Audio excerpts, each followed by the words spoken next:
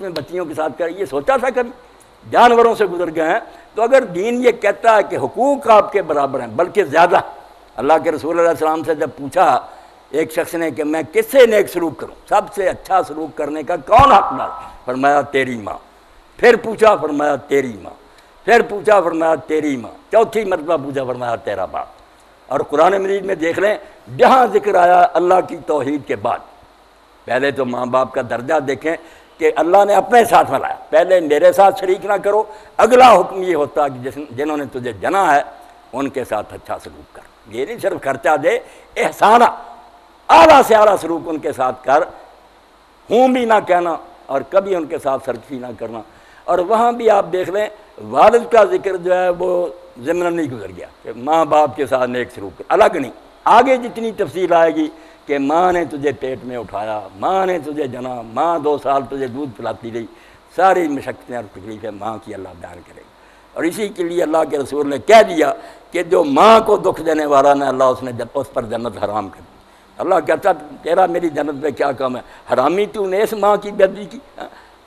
جب بستر خراب ہو جاتا تھا بیچاری ادھر لیٹتی تھی تجھے دوسری طرف ہٹاتی. اگر تو بیمار ہو جاتا ساری رات بے قرار رہ کر تیرے سرانے کھڑی رہتی، مگر خدمت کا وقت آیا تو نافرمان ہو گیا، تیرے لیے جنت میں کہاں دے گا. تو یہ شرارت کی بات ہے کہ عورتوں کے حقوق اسلام میں نہیں. آپ پڑھے کوئی حقوق کسی نے ان کو نہیں دیے، ترقی کے نام پر صرف ذلیل کیا ہے. اسلام ان کو کہتا اگر ماں ہے اس کے قدموں کے نیچے جنت ہے.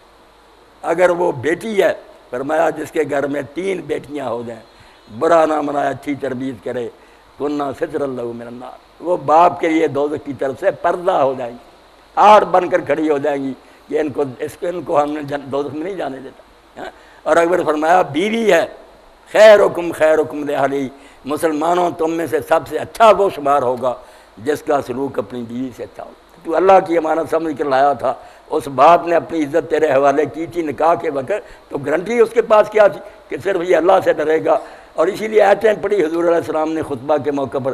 وہ بدقسمتی سے اب رسم بن گئی کہ مولوی صاحب آتے ہیں چوروں کی طرح پڑھتے ہیں، نکاح ہو گیا جی دعا کرو، کسی کے پلے کچھ نہیں پڑتا. اس طرح سٹیج ہونا چاہیے، سپیکر ہونا چاہیے، عالم آیتیں تلاوت کرے اور پوری تقریر کرے کہ میں نے کیا پڑھا، ان آیتوں میں کیا کرا.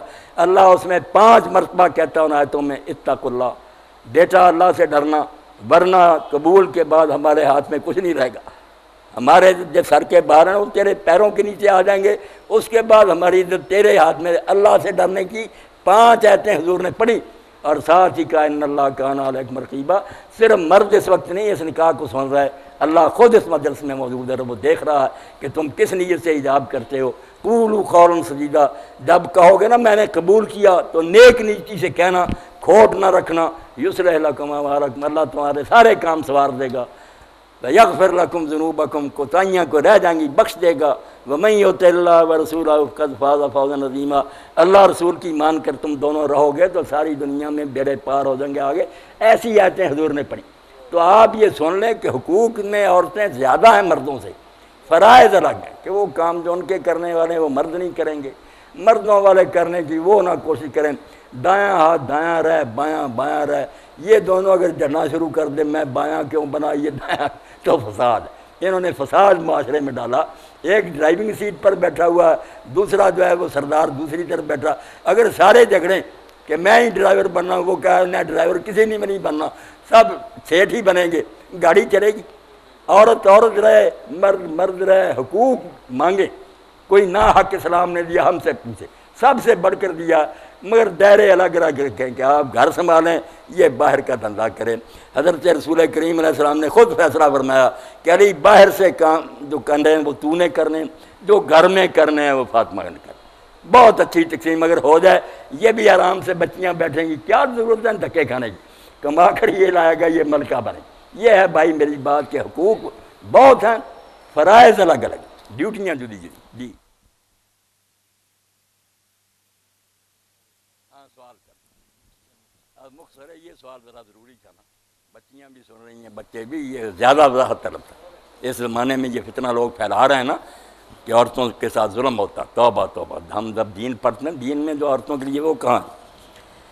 رکوع سے کھڑے ہوتے وقت امام کہتا ہے سمع اللہ لمن حمدہ، مقتدیوں کو بھی سمع اللہ لمن حمدہ کہنا چاہیے اور پھر ربنا لک الحمد کہنا چاہیے۔ بہت دیر سے یہ مسئلہ آ رہا، اللہ کے رسول علیہ الصلوۃ والسلام کی سنت سے جو ثابت ہے، امام کے لیے تو دونوں ہی ہیں کہ امام دونوں ہی کہے گا، سمع اللہ لمن حمدہ پھر ربنا لک الحمد بھی کہے گا۔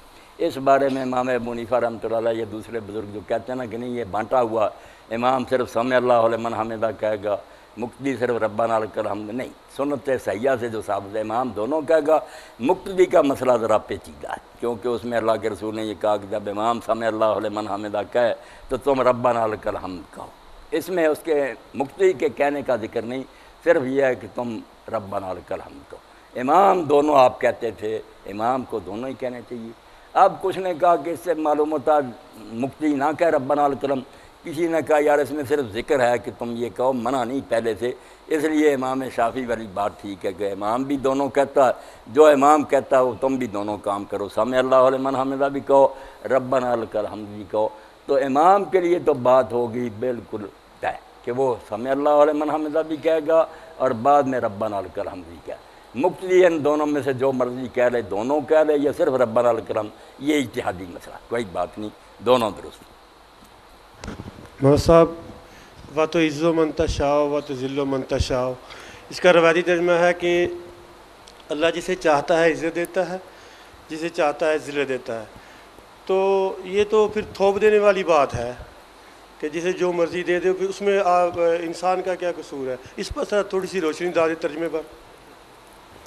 میرے بھائی صرف عزت ذلت نہیں، رزق کا کم ہونا، رزق کا بڑھنا، تندرستی دینا، بیماری دینا، میں اب درست بول رہا ہوں، ابھی فالج ہو جائے، جو مرضی ہوتا تو وہی ہے جو اللہ چاہتا ہے۔ اللہ تعالیٰ دنیا پیدا کر کے بے دخل نہیں ہو گیا، اپنی دنیا پر اس کا پورا ہولڈ ہے، یہ دنیا اس کے قابو میں ہے، زمین و آسمان میں جو کچھ ہو رہا ہے اس کی اجازت دیتا تو ہوتا ہے، اگر وہ اذن نہ دے نہ کوئی برائی کر سکتا نہ نیکی، یہ نہیں کہ کہتا کرو مگر کرنے دیتا، اگر کوئی بدماشی کرنا چاہتا تو اجازت اس کی طرف سے کر لے، مگر جائے گا تو جہنم میں، تجھے اختیار ملا ہے۔ کوئی نیکی کرنا چاہتا اللہ اس کو بھی نہیں روکتا، اختیار ہمیں ملا ہے، مگر ہوتا وہی ہے جو اللہ چاہتا۔ میں حج کرنا چاہتا ہوں، اگر اللہ تعالیٰ کو منظور نہیں کسی حکمت کی وجہ سے مجھے موقع نہیں ملتا، بیمار ہو جاتا ہوں، حکومت اجازت نہیں دیتی تو حج نہیں میں کر سکا ارادے کے باوجود، مگر اللہ کی رحمت ہے کہ ثواب نہیں میرا وہ ضائع کرتا، ثواب مجھے پورا ملے گا، نہ ہو سکے وہ کام کوئی بات نہیں۔ تو عزت ذلت جو ہے نا، کوئی اوپر جاتا ہے کوئی نیچے ہوتا تو اللہ کی طرف سے فیصلہ، مگر وہ فیصلے حکمت پر مبنی ہے کہ اگر لوگوں نے کوشش کی، جہاد کیا، سچے مومن بن گئے، اللہ عزت دے دیتا، چاہتا وہی ہے مگر چاہتا اصول کے تحت ہے۔ کیا ہو گیا؟ بند ہو گیا۔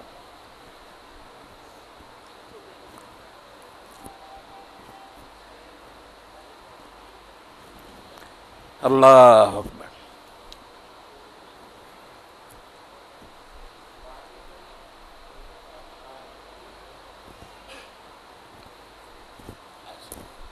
تار نیچے آ گئی۔ ہوگا بھائی وہی جو اللہ چاہے گا، مگر اللہ کے چاہنے کے اصول ہیں، ضابطے ہیں، بے ڈنگا نہیں چاہتا۔ اللہ چاہے گا تو رزق فراخ کرے گا، مگر کوشش کرنی پڑے گی، دکان کھولیں، کھیت میں ہل چلائیں، محنت کریں، انشاءاللہ اللہ رزق بڑھا دے گا۔ گھر میں بیٹھیں گے جیسے حضور علیہ السلام نے فرمایا تو دروازے بند کر کے بیٹھ جاتا ہے اور کہتا ہے اللہ مجھے رزق دے، اللہ تعالیٰ ایسے بندے کی دعا قبول ہی نہیں کرتا کہ ہاتھ پاؤں جو دیے تھے وہ کیوں نہیں ہلاتا، جو پہلے تجھے دے دی وہ تو بغیر تیری دعا کے میں نے دی ہوئی ہیں، پہلے برتنا ان کو، آگے مرحلہ آئے گا جہاں تو بے بس ہو جائے گا، پھر مجھے کہنا وہ کام میں کروں گا جو کرنے کے اللہ نے مجھے ہاتھ دیے، منہ دیا، روٹی سامنے پڑی، میں اٹھا کر کھاتا نہیں، بھوکا ہوں تو بھوک اللہ ہی دور کرے گا، مگر طریقہ یہ روٹی کھا، میں اٹھاؤں نا، اللہ کیوں پھر مجھے رزق دے گا، پھر بھوکا ہی مروں گا۔ تو چاہتا اللہ ہی ہے، مگر اس کا ہر چاہنا حکمت اور ضابطے کے تحت، بخشتا ان کو یہ جن کو چاہتا، مگر بیان فرما دیا کہ بخشوں گا ان کو جو اللہ رسول کی اطاعت کریں گے۔ سزا دیتا وہی ہے، کوئی نبی ولی نہیں دے سکتا، مگر سزا انہی کو دے گا جو مجرم اور باغی ہوگی، اس کا چاہنا عدل پر مبنی ہے، بے ڈنگی نہیں کہ اندھی لاٹھی ہے جس کے لگ گئی، اصول کے تحت۔ اور اگر ظالم کو بھی موقع ملتا ہے، فرعون کو دے دیتا، یزید کو دے دیتا، تو ہمارے گناہوں کی شامت ہوتی ہے، وہ بھی غلط فیصلہ نہیں ہوتا، ہمارے کرتوت ہوتے ہیں جن کی وجہ سے اللہ ظالم کو مسلط کر دیتا۔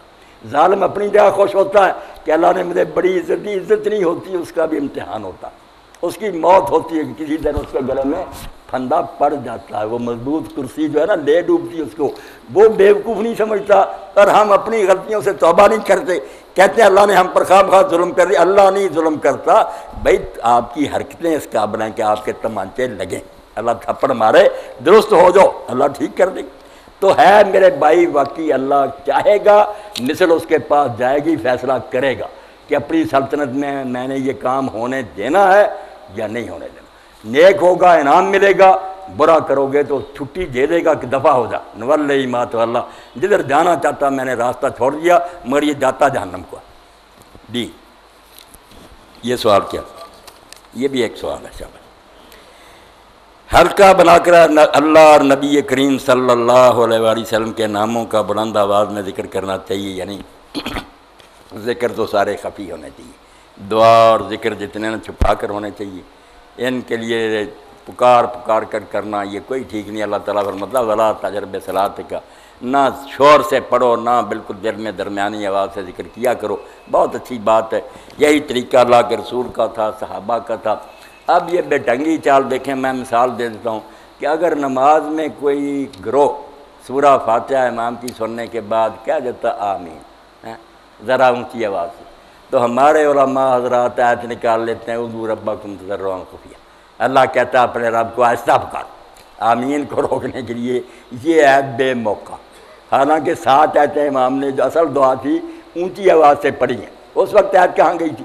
دعا تو اصل وہ تھی کہ ہمیں سیدھا راستہ دکھا، اور وہ اونچی پڑھتا رہا، اس وقت تو کوئی نہیں یہ آیت آئی کہ دعا آہستہ کرو، جب ان بیچاروں نے صرف کہہ دیا کہ یہ دعا قبول کر، یہ آیت آ گئی بے موقع، اور جب آپ شور کرتے ہیں اونچی آوازوں سے پڑھتے ہیں پھر یہ آیت بھول جاتے ہیں کہ اب اللہ بہرا ہو گیا، اب یہ ہنگامے کر رہے ہیں آپ، اب بولا ہے خدا، وہ آمین کے لیے تو تمہیں تکلیف ہوئی تھی، حالانکہ وہ بھی میں کہوں گا میرے بچے بھی سنیں، آمین ایسا کہنا نہیں آیا، آمین یہ بھی کوئی بات نہیں، آپ بھی عقل کی بات کریں، جو امام ابن حمام نے کہا وہی ٹھیک ہے، حضور کہتے تھے صرف 7 جو کھڑے تھے 2-3 آدمی، انہیں سنتی تھی آواز، آرام سے کہنی چاہیے، جیسے نماز کے علاوہ دعا ہوگی یا آپ اب کریں گے تو یہی ہوگا، اتنی اونچی سے آواز کریں گے آمین آمین، 2 ساتھی سنیں، چپ بھی نہیں رہیں گے، شور بھی نہیں کریں گے، تو یہ کوئی آمین یا آمین کوئی نہیں آیا، ایسا جہر بھی کوئی نہیں اور ایسی آہستہ بھی کوئی نہیں، کسی کو پتہ ہی نہیں چلا کہ یہ جاگتا سویا ہوا، تو آپ اتنا کہہ دیا کریں۔ ابن حمام حنفی عالم ہے، کہتے ہیں اگر یار یہ کیس میرے سامنے آ جاتا اور میری دونوں پارٹیاں مان لیتی تو میں کہتا ہوں کہ جو اونچی نہیں نا وہ ہے جس سے کان پھٹے، اور جو آہستہ اس کا معنی یہ نہیں کہ پاس والا بھی نہ سنے، اتنا ضرور کہا کرو کہ 2-4 سن لے، آمین ہو گیا بسم اللہ۔ تو یہ بات تھی کہ یہ شور کرتے اس وقت تو عید پڑھتے ہیں، کیا دعا آہستہ ہونی چاہیے، جب آپ یہ حلقے بنا کر پڑھتے ہیں اس وقت آج میرے بھائی کہاں جاتے، نہ گول شور کیا کریں، آرام سے ذکر کریں، اللہ کا ذکر کریں، رسول اللہ علیہ السلام پر درود پڑھیں، دیر رات پڑھیں، اس سے زیادہ ببرکت کام ہے، مگر شور کی ضرورت نہیں، کوئی یہ ہنگامہ اور یہ حلقے اور ہو کچھ فائدہ نہیں، یہ نہ اللہ کا طریقہ، نہ رسول کا، نہ صحابہ کا۔ جی بسم اللہ الرحمن الرحیم۔ مولانا صاحب آپ سے یہ سوال کرنا ہے میں نے کہ اس وقت علمی محفلیں بھی بہت زیادہ برپا ہو رہی ہیں، گفتگو ہوتی ہے اخبارات میں اور مختلف طریقے سے پروگرامز بھی آ رہے ہیں، لیکن اس میں ایک چیز جو سب سے اہم وہ یہ ہے کہ ایک عام آدمی جو ہے وہ اپنے کردار کا تعین کیسے کرے کہ مجھے کیا کرنا ہے، کیونکہ جب تک ایک شخص خود اس کو احساس نہیں ہوگا کہ میرا کیا فنکشن ہے، اس کو گفتگو سننے کا کوئی فائدہ نہیں ہے۔ سب سے پہلے اس کی تیاری ہونی چاہیے کہ وہ کیا کرے۔ ایسے لوگ جو ملازمت پیشہ ہیں، 12 گھنٹے ڈیوٹی کرتے ہیں یا کاروبار کرتے ہیں یا سرکاری ملازم ہیں، عام سطحی لوگ ہیں، نارمل لوگ ہیں، ان کو کیسے کامیابی دنیا میں یا آخرت میں حاصل ہو سکتی ہے؟ دنیا میں رہتے ہوئے پریشانیاں بھی ہیں اور کنفیوژنز بہت زیادہ ہیں، مسائل ہیں، ان سے وہ کیسے نکلیں اور کیسے اپنی زندگی کو آخرت کے لیے کامیاب کرا سکتے ہیں، اس کے بارے میں ذرا۔ ماشاءاللہ بہت اچھی بات، ایسی جو زندگی کے لیے کارآمد محض فلسفیانہ باتوں کا کیا فائدہ۔ جو میرے بھائی نے یہ بات فرمائی نا اور بالکل توجہ دلائی، کہ جو کچھ ہم پوچھتے ہیں یا سنتے سناتے ہیں اس سے مقصد یہ ہونا چاہیے کہ ان چیزوں پر عمل کرنا، اپنے میں تبدیلی لانی ہے، کچھ کرنا ہے، کچھ چیزیں چھوڑنی ہیں۔ اگر یہ نہیں تو یہ ساری ورزش فضول ہے، زبان کا ہی ہے یہ دھندا اور کانوں کا چسکا۔ تو اس بارے میں صبح بھی ایک عالم دین میرے پاس آئے تھے کینیا سے، تو دوست ہیں اپنے بیٹھے، تو میں نے ان سے کہا کہ جو بات علی طنطاوی نے جو شام کے ایک عالم میں انہوں نے کہی نا، وہ ہم سب کو یاد کرنی چاہیے۔ انہوں نے ایک حکایت کے پیرائے میں سمجھایا کہ اب امت کر کیا رہی ہے، اس لیے کچھ نہیں نتیجہ نکلتا، دعائیں ہو رہی ہیں، امام کعبہ رو رہے ہیں، کوئی اللہ نہیں سنتا۔ ایک مجلس نے سوال کیا لوگوں نے یونیورسٹی میں مجھ سے کہ اتنا مجمع ہوتا حج کا، امام ہوتا اس میں، کوئی ایسا بندہ نہیں کہ اللہ اس کی سنے۔ میں نے کہا اللہ کیوں سنے؟ اللہ کو کیا پڑی آپ کی پارٹی بنے؟ آپ اللہ کا کیا کرتے ہیں؟ رونے سے اللہ کیوں سنے گا؟ تو علی طنطاوی فرماتے ہیں کہ بادشاہ ہو گیا بیمار، بالکل یہ میرے اور آپ پر لاگو ہوتی ہے بات۔ طبیبوں نے کہا کہ بادشاہ سلامت آپ کے لیے جو دوائی تیار ہونی ہے وہ ایک حوض جو ہے نا تالاب دودھ کا بھرا ہونا چاہیے، اس میں دوائی بنے گی۔ اس نے ایک حوض بنوایا اور اعلان کر دیا کہ سب شہر کے لوگ جائیں اور ہر آدمی ایک ایک گلاس دودھ کا اس میں ڈالتا ہے، میں صبح بھرا ہوا دیکھوں گا حوض۔ اب میں کیا نا پہلا دانار دانشور، میں نے کہا سب دودھ ہی ڈالیں گے، چلو میں پانی ڈال دوں تو کیا پتہ چلے گا۔ میں نے پانی ڈالا، آپ گئے، آپ نے بھی کہا لوگ دودھ ڈالیں گے پانی۔ صبح بادشاہ گیا تو میرے بھائیوں وہاں کچی لسی بھی نہیں ملی، پانی۔ کام ہمارا یہ ہے کہ پانی، دودھ کوئی نہیں ڈالتا، کرتا کراتا کوئی نہیں، نہ عالم کرتے ہیں نہ عوام کرتے ہیں۔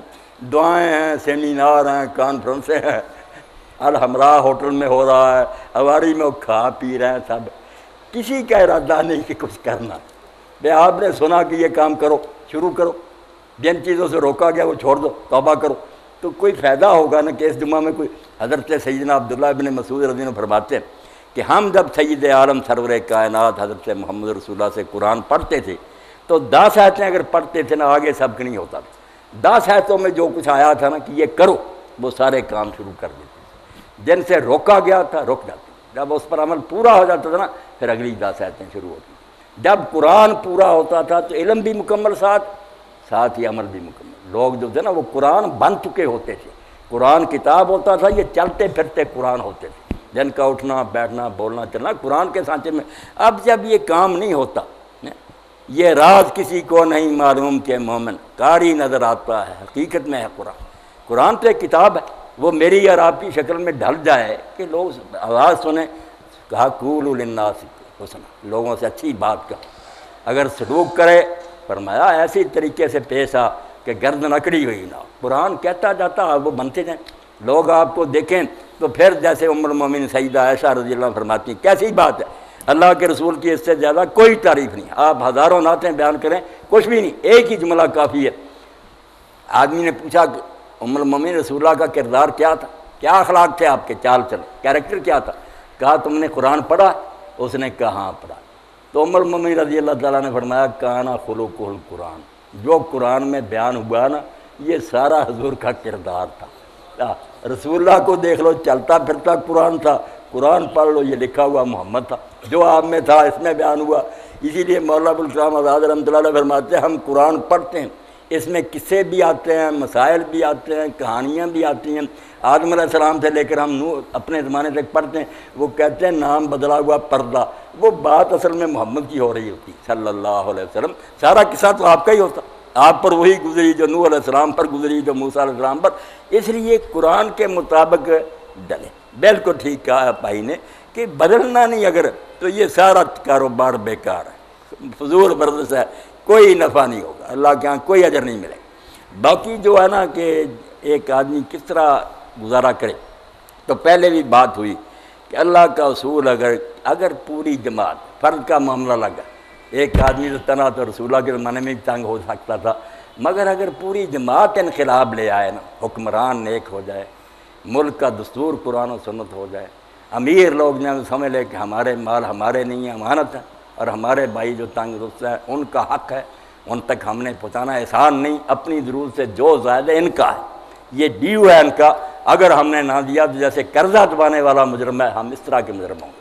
تو وہاں ایسے لوگ پیدا ہو جائیں گے کہ پھر معاشرے میں کوئی شخص نہیں مرے گا۔ کس درینجہ محتاج نے دین جہاں